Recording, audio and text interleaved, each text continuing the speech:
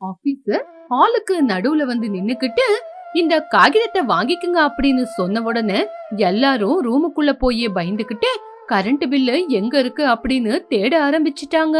ஒரு ரூம்ல அருண் அஞ்சலி, இன்னொரு ரூம்ல ரவளி அவளோட புருஷன், இன்னொரு ரூம்ல அனுராதம்மா ராகவையா. இந்த பக்க ரூம்ல அருண் அஞ்சலி இப்படி பேசிக்கிட்டாங்க. எங்க நம்ம அத்தைய மாத்துறதுக்காக பொய் சொன்னா உண்மையிலேயே எலக்ட்ரிசிட்டி போர்டுல இருந்து இந்த சஃபாய் வந்து எதேதோ கேட்டுக்கிட்டு இருக்காரே. எனக்கு கூட அதுதான் ஒண்ணுமே புரியல அஞ்சலி. அம்மாவை மாத்துறதுக்காக நம்ம பிளான் போட்டா இவன் என்னடானா நம்மள ஜெயிலுக்கு அனுப்புறேன்னு சொல்றான். அஞ்சலி, இப்பவாவது வெளியே போய் அம்மா கிட்ட உண்மையை சொல்லிடலாமா? இன்னொரு ரூம்ல அரவிந்த் ரவளி இப்படி பேசிக்கிட்டாங்க. அரவிந்த், எனக்கு தெரிஞ்சு இவர் யாரோ ரீஃபண்ட் ஆபீசர்னு தெரியல. இவர் யாரோ உண்மையிலேயே எலக்ட்ரிசிட்டி ஆபீஸ்ல இருந்து வந்த ஆபீசர். நம்ம இனிமே ஏசிக்கு கீழே இல்ல, வெளிய தென்னை மரத்துக்கு அடியில தான் நம்மள உட்கார வைப்பாங்களோ என்னவோ. ஆமாண்டி ரவளி, இதுக்கப்புறம் நம்மளால ஆக்ட் எல்லாம் பண்ண முடியாது. அம்மா கிட்ட போய் உண்மையை சொல்லி அம்மா கால்லயே விழுந்துடலாம் வா. இப்படி எல்லாருமே ஒரு ரூமுக்குள்ள போய் சேர்ந்தாங்க. அத்தை, ஒரு நிமிஷம் எங்க வார்த்தையை கேளுங்க அத்தை. இந்த ஆபீசர் தானா நேத்து வந்து உங்களுக்கு பட்டு புடவை கொடுக்கறேன்னு சொன்னவரு? இங்க பாருடி அஞ்சலி, நீங்க எல்லாருமே என்ன மாத்துறதுக்காக பிளான் போட்ட விஷயம் எனக்கு முந்தா நேத்தே தெரிஞ்சு போச்சு. அதனாலதான் உங்களையும் நான் ஒரு ஆட்டி வைக்கணும்ல. அதனாலதான் ஆபீசர் வந்திருக்காரு, உங்க ஜோபு காலி பண்ண போறாருன்னு நானும் பொய் சொல்லி உங்களை ஏமாத்துறதுக்காக பார்த்தேன். என்னது, ஆபீசர் இல்லையா? அப்ப வெளியே இருக்கிறது யாரத்த? எனக்கு அதெல்லாம் தெரியாதம்மா. நான் சொன்னது என்னவோ பொய் தான். ஆனா வெளியே இருக்கிறவன் உண்மையான ஆபீசர் மாதிரி தான் இருக்கு. எனக்கு பட்டு புடவை பத்தி தெரியாது. அம்மா, எங்களை மன்னிச்சிடுங்கம்மா. நீங்க கஷ்டப்பட்டு விசிறில விசிறிக்கிட்டு உக்காந்துருக்கீங்க. நீங்க நிம்மதியா ஏசில உக்காந்து சந்தோஷமா இருக்கணும் அப்படின்னு தாம்மா நாங்க உங்ககிட்ட பொய் சொல்லிட்டோம். சரிடா, உங்க பாசத்தெல்லாம் நான் புரிஞ்சுக்கிறேன். ஆனா வெளியில இருக்கிற யமனை யாராலடா சமாளிக்க முடியும்? அவன் என்னவோ ஃபைன் போடுறேன்னு சொல்றான். இப்படி ரூமுக்குள்ள இருக்கிறவங்க எல்லாம் உண்மையை சொல்லிக்கிட்டு நிம்மதியா மூச்சு விடுறதுக்குள்ள வெளியே இருக்கிற ஆபீசர் சத்தம் போட ஆரம்பிச்சான். என்ன அங்க குசு குசுன்னு பேசிக்கிட்டு இருக்கீங்க? இப்போ வெளியே வந்து கரண்ட் பில்ல கொண்டு வரீங்களா இல்ல கட் பண்ணட்டுமா? ஆபீசர் சத்தம் போட்ட உடனே எல்லாரும் கடகடன்னு நடுங்கிக்கிட்டு வெளியே வந்தாங்க. வெளியே இவங்கள பாத்துக்கிட்டு இருக்கிற ஆபீசர் குரலை ஏத்திக்கிட்டு, என்ன இப்ப உங்களுக்கு காகிதம் கிடைச்சதா இல்லையா? கரண்ட் பில்லு எங்க? அந்த குரலை கேட்ட உடனே பயந்துகிட்டு அரவிந்த், அருண், அஞ்சலி 4 பேரும் இல்லங்க, இதோ தேடிக்கிட்டு இருக்கோம் அப்படின்னு நடுங்கிக்கிட்டு இருந்தாங்க. ஆபீசர் கொஞ்சம் முன்னாடி வந்து, என்ன கரண்ட் பில்லு கிடைக்கலையா? அப்படின்னா உங்க கரண்ட கட் பண்ண வேண்டியதுதான் அப்படின்னு சொன்ன உடனே எல்லாரும் கண்ணை மூடிக்கிட்டு நின்னுக்கிட்டாங்க. என்ன எல்லாரும் பயந்து போயிட்டீங்களா அப்படின்னு அவன் சொன்ன உடனே சாந்தம்மா பக்கத்துல வந்து நின்னுக்கிட்டு அவனோட சேர்ந்து சத்தமா சிரிக்க ஆரம்பிச்சாங்க. அத பார்த்து வீட்டுல இருக்கிறவங்களுக்கு என்ன நடக்குதுன்னு ஒண்ணுமே புரியாம நின்னாங்க. இவனை பார்த்து ஆபீசர் நினைச்சீங்களா? இவன் மூஞ்ச பார்த்தா உங்க எல்லாருக்கும் ஆபீசர் மாதிரியா தெரியுது? ஏன்பா சிவா, இவங்களை எல்லாரையும் பயப்பட வச்சு ஒரு ஆட்டி எடுத்துட்டு இருக்கியே. எல்லாரும் பயந்து போய் நிக்கிறாங்க பாரு. என்ன பெரியம்மா, இவரு ஆபீசர் இல்லையா? நீங்க 2 பேரும் சேர்ந்து எதுக்காக சிரிச்சுக்கிட்டு இருக்கீங்க? இவன் ஆபீசர் ஒண்ணு இல்லம்மா, இவன் என் தூரத்து சொந்தக்காரன்.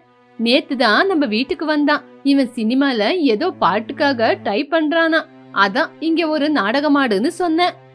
என்ன சாந்தம்மா, இவன் ஆபீசர் கிடையாதா?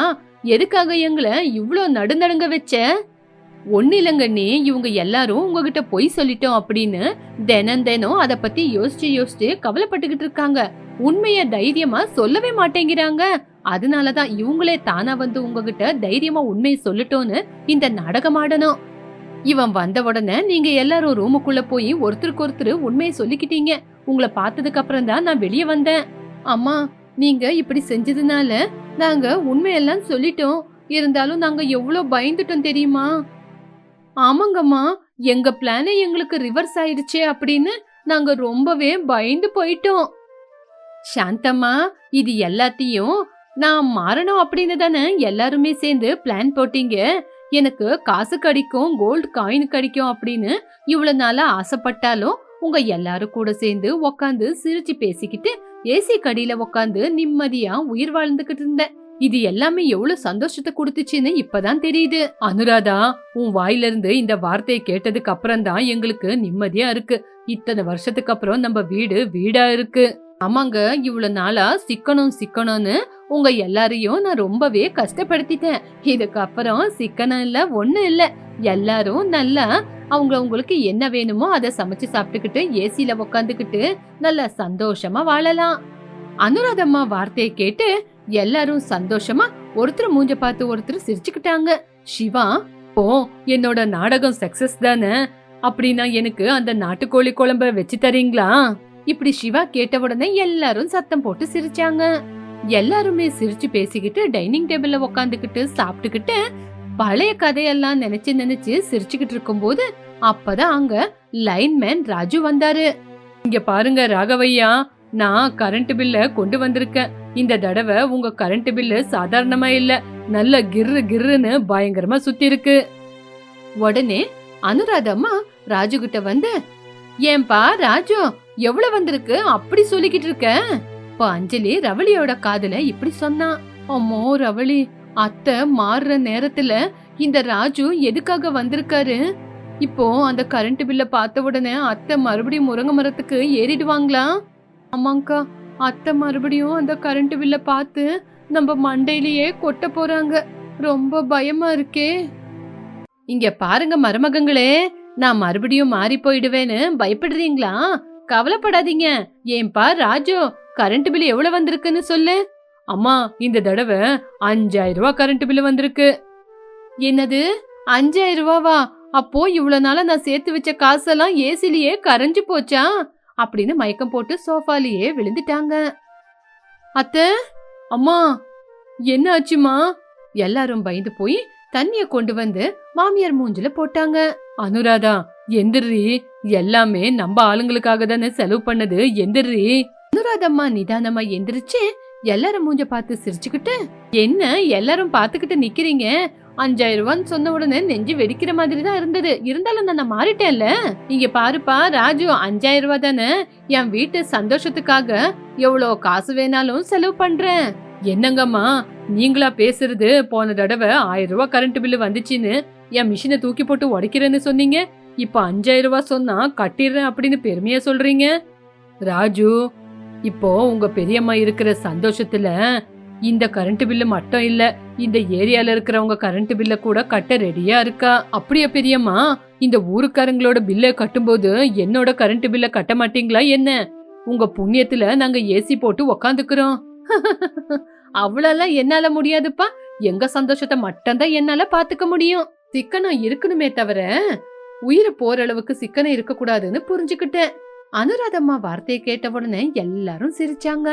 சாந்தம்மா, இவ்வளோ நாளா என் பசங்களெல்லாம் நான் கஷ்டப்படுத்திக்கிட்டு இருக்கும் போது என்ன மாத்துறதுக்காக நீங்க எல்லாரும் சேர்ந்து எடுத்த முயற்சி இன்னைக்கு இந்த நிலைமையில கொண்டு வந்து விட்டுருக்கு. உண்மையிலேயே நான் தான் உங்களுக்கு நன்றி சொல்லணும். என் பசங்களோட சந்தோஷமா நான் ஒண்ணுக்கு ஒண்ணா இருக்கிறத பார்த்து எனக்கே பெருமையா இருக்கு. இதுக்காக உனக்கு எப்படி நன்றி சொல்றதுன்னே எனக்கு தெரியல. ஐயோ அண்ணி, எதுக்காக அவ்வளோ பெருமையா எல்லாம் பேசுறீங்க? நம்ம ஒண்ணுக்குள்ள ஒண்ணு சம்பந்திங்க, ஒரே வீட்ல பிறந்த அக்கா தங்கச்சிங்க மாதிரி இருக்கும். ஐயோ அண்ணி, இது எல்லாமே நான் தான் செஞ்சேன்னு நினைச்சுக்கிட்டு இருக்கீங்களா?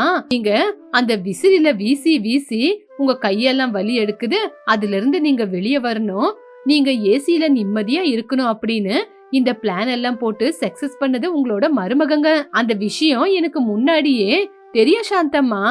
இந்த காசு ரீஃபண்டு, கோல்டு காயின், இந்த மாதிரி யோசனைக்கு பின்னாடி என் மருமகங்க இருக்காங்க அப்படின்னு எனக்கு எப்பவோ தெரியும். அந்த பொய்க்கு பின்னாடி இருக்கிற இவ்வளோ பெரிய சந்தோஷத்தை பார்த்து எனக்கு விஷயம் தெரிஞ்சாலும் நான் சும்மாதான் இருந்தேன். எனக்கு தெரிஞ்ச உண்மைய என்கிட்டயே சொல்லி இப்பதானே எல்லாரும் உண்மையை ஒத்துக்கிட்டாங்க அப்படின்னு சிரிச்சாங்க. அத்தை, உங்களை ஏமாத்தணும்னு நாங்க என்னைக்குமே நினைக்கல அத்தை. எல்லாம் உங்க சந்தோஷத்துக்கு தான் அத்தை. நாங்க நல்லா இருக்கணும்னு நீங்க சிக்கனமா இருந்தீங்க. இருந்தாலும் அதனால உங்க உடம்பு ரொம்பவே கெட்டு போயிடும் அப்படின்னு தான் நாங்க இந்த மாதிரி ஒரு பிளான் போட்டோம். நம்ம எல்லாரும் நிம்மதியா தூங்கணும், நல்லா கோலாகலமா இருக்கணும்னு தான் இப்படி எல்லாம் பண்ணிட்டோம். நீங்க மாறி எங்களை இவ்ளோ நல்லா பாத்துக்குவீங்க அப்படின்னு நாங்க கொஞ்சம் கூட யோசிக்கல அத்தை. அனுராதம்மா 2 மருமகங்களையும் பக்கத்துல கூப்பிட்டு, பரவாயில்லம்மா, இவ்வளோ நாளா நம்ம வீட்டுல சிக்கனம்னு நான் ரொம்பவே உங்க எல்லாரையும் கஷ்டப்படுத்திட்டேன். இதுக்கப்புறம் நம்ம வீட்ல சிக்கனம் இல்ல, சந்தோஷம் தான் நிறைஞ்சிருக்கும். கரண்ட் பில்லு கட்டுறதுக்கு எனக்கு எந்த விதமான பிரச்சனை இல்ல. ஏன்னா அந்த காசை கொடுத்துதானே என் பசங்க மூஞ்சில நான் சந்தோஷத்தை பார்த்தேன். பாத்திய சாந்தம்மா, உன்னோட ஐடியானால இன்னைக்கு என் குடும்பம், என் பொண்டாட்டி மூஞ்சில, மருமகங்க மூஞ்சில இவ்வளோ சந்தோஷத்தை நான் பாத்துக்கிட்டு இருக்கேன். அனுராதம்மா தன்னோட மருமகங்களை சாந்தம்மாவை பார்த்து ரொம்பவே பெருமைப்பட்டு நின்னாங்க. இப்போ ஏசியோட சில்னஸ் மட்டும் இல்ல, எல்லாருமே சேர்ந்து ஒன்னா ஆயிட்டாங்க அப்படிங்கிற சந்தோஷமும் நிறைஞ்சிருந்தது. லைன்மேன் ராஜு கூட அந்த சீனை பார்த்து, அப்போ அனுராதம்மாவே மாறிட்டாங்க அப்படின்னா இந்த ஊருக்குள்ள இருக்கிறவங்க எல்லாருமே ஏசிய போட்டுற வேண்டியதுதான் அப்படின்னு பில்ல கொடுத்து கிளம்பிட்டாரு. அன்னையில இருந்து அனுராதம்மா வீடு ஸ்வர்க்கம் மாதிரி இருந்தது. சம்பந்திங்க நடுவுல இருக்கிற அந்த பழைய சந்தோஷம் மறுபடியும் பூத்தது. மருமகங்க 2 பேரும் அனுராதம்மாவை மகாராணி மாதிரி பாத்துக்கிட்டா, அனுராதம்மா பசங்களோட சந்தோஷத்துக்காக எவ்வளவு காசு வேணாலும் செலவு பண்ணலாம் அப்படின்னு மனசுக்குள்ள முடிவெடுத்தாங்க.